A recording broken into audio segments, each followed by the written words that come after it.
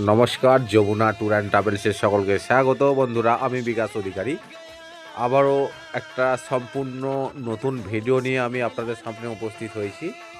এই যে মন্দিরটা আপনারা দেখছেন ভিডিওতে আমার, এটা হচ্ছে বৈষ্ণোদেবী ধাম। বৈষ্ণোদেবী ধাম এটি উত্তর ভারতে।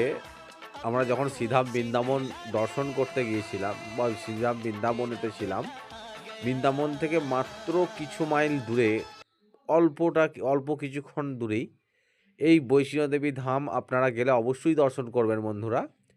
এটি খুব একটা জাগ্রত বৈষ্ণোদেবী মায়ের মন্দির।